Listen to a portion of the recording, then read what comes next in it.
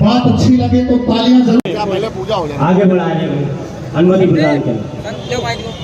श्री महादेव मंगलाय सदा ग्रह पवित्रो वासवः वस्त्राणि गतोऽपिह यहया स्मरेत पुण्डरीकाक्षं तवहयाभ्यन्तरहति। नारायणाय नमः हस्तो प्रधानं ऋषिकेशाय गोविन्दाय नमो नमः।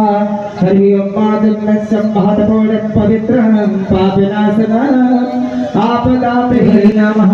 दीप्रजालान्ते आचमनीयं भदं कृणे भेषणे आमदेवा भदं पशे मात छविचित्राः स्थिनैरङ्गै दृष्टवाग्वं सतनोभिर्वसेम।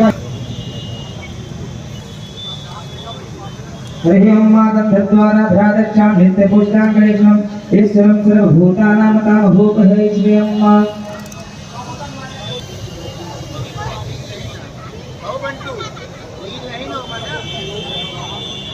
ओम हरि ओम मायादेवी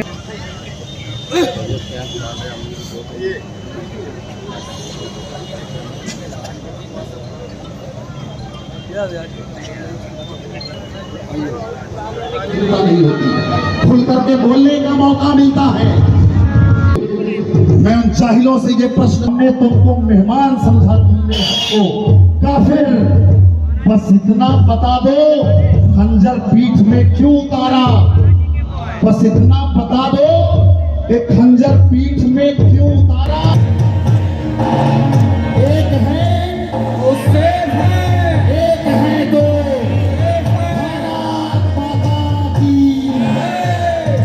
ये हमारा भारतवर्ष रहा है। आदरणीय गुरु जी की गरिमा में उपस्थिति है। कुछ और भी कार्यक्रम हमारे बीच में आए हैं और महाराज जी से मैं करमत निवेदन करूंगा आदरणीय गुरु जी से कि आपने जिनके सर पर हाथ रख दिया, अपने चरणों की रज रख दी है महाराज जी, वो कहां से कहां हो गए। तो आज ये शुभ अवसर हमको मिला है, ये हमारे लिए सौभाग्य से एक सीढ़ी ऊपर की बात है। अहोभाग्य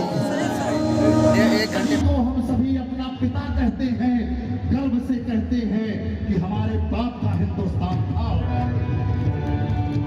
ये है हिंदुस्तान।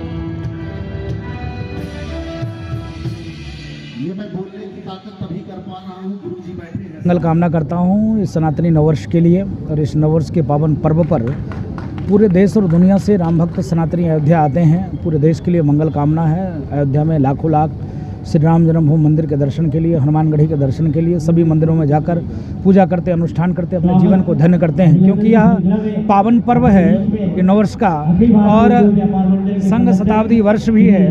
तो इस बार रामनवमी और भी जबरदस्त है क्योंकि पूरे देश से सनातनी अयोध्या आ रहे हैं। सैयद सालार मसूद गाजी जिनका संभल में नेज़े का मेला और बहराइच में उनकी अपनी जो है कब्रगाह। गाजी और पाजी का टाइम खत्म, अब राष्ट्रवादियों का टाइम शुरुआत। गाजी और यहाँ कुछ भवनपुर में वो पाजी का जो मेला लगता है, मैं शासन प्रशासन निवेदन करता हूँ ऐसे चोर, नीच, लुटेरा, बलात्कारी, राष्ट्रद्रोही, मानवताद्रोही की मेला नहीं लगनी चाहिए। अभी तक जो पूर्ववर्ती सरकार लगा रही थी, अब इसको बैन करना चाहिए, बंद करना चाहिए और ख़त्म करना चाहिए।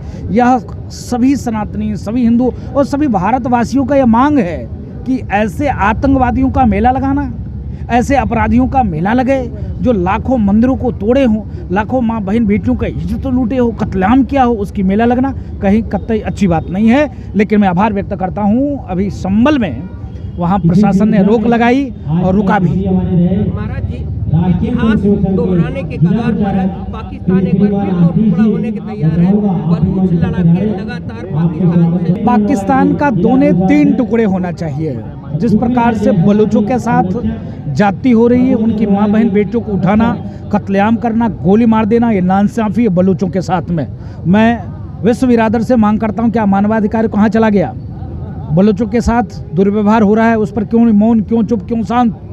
दूसरा, जो हमारे सिंधी भाई हैं, सिंध देश अलग होना चाहिए वहाँ पर सिंधी भाइयों के लिए। जिस प्रकार से वहाँ सिंधियों को मारा जा रहा है, भगाया जा रहा है, लूटा जा रहा है, उनके लिए भी अलग देश होना चाहिए। तो पाकिस्तान का 3 टुकड़े होना चाहिए। मैं देश के सचिव, प्रधानमंत्री और गृह मंत्री जी से मांग करता हूं कि अंतर्राष्ट्रीय संयुक्त राष्ट्र संघ में इस विषय को उठाकर और उस पर चर्चा करना चाहिए और चिंतन करना चाहिए। महाराज जी एक आखिरी देखिए, भारत में भी भारत का जो परिवर्तन आपको देखने को मिल रहा है, पूरे विश्व पटल पर भारत लगातार बहुत तेजी से स्थापित हो रहा है, चाहे चिकित्सा में, शिक्षा में, स्वास्थ्य में, व्यापार में, उद्योग में और एरोप्लेन से लेकर फाइटर तक सभी क्षेत्र में भारत बहुत तेज़ी से आगे बढ़ रहा है। देखिए, पूरा विश्व मोदी जी को गले लगा रहा है। मैं सिर्फ निवेदन करता हूं कि जो शिक्षा प्रणाली है, शिक्षा प्रणाली में शास्त्र और शस्त्र दोनों को प्रवेश होनी चाहिए, जिससे वातावरण भी सही होगा और हर व्यक्ति शास्त्र से जब परिपूर्ण होगा तो जो समाज में कुरीति है, कुप्रथा है, जो कुदृष्टि लोग डालते हैं, वो कम होंगे, खत्म होंगे। और जब शस्त्र से परिपूर्ण होंगे तो अपराधी, गुंडे, माफिया, देशद्रोही भारत पर नजर उठाकर देखेंगे नहीं। इसके नाते 2 चीज समाहित शिक्षा में करना चाहिए। सिर्फ कश्मीर ब्राह्मण ही रहते थे, हिंदू नहीं रहते थे क्या? हिंदू में और जाति के लोग नहीं रहते थे क्या?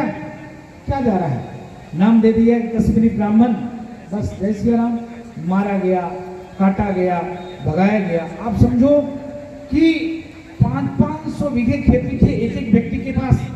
बादाम की खेती करते थे, अखरोट की खेती करते थे, सेब की खेती करते थे, क्या सबसे महंगे केसर की खेती करते थे। लेकिन आज दिल्ली की झुग्गी झोपड़ी में उनको रहना पड़ता है। हम सनातनी सबको फलने फूलने का अधिकार दिया, किसी को नहीं मारा, किसी को नहीं सताया।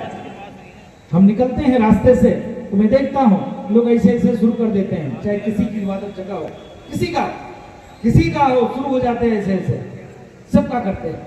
क्योंकि यह संस्कार, ये संस्कृति सनातन में ही संभव है, बाकी कहीं संभव नहीं है, बाकी कहीं नहीं है। बाकी तो मैंने कहा चादर और फादर की स्थिति यही है, सिर्फ एक कौम, एक मजहब, एक संप्रदाय, दूसरा रह ही नहीं सकता। आप समझ सकते हो, धर्म के आधार पर देश का बंटवारा होगा। संघ की शताब्दी वर्ष है, धर्म के आधार पर देश को बंटा। हमारे पूर्वजों ने नहीं बांटा था, मेरे पूर्वजों ने नहीं कहा था, उनके लोगों ने कहा था कि आप जब पूजा करते हो, जब आप संकीर्तन करते हो, जब आप घंटी बजाते हो, तब आपके आवाज से मेरा, जो मैं जिसको मानता हूं, उसको तकलीफ होती है।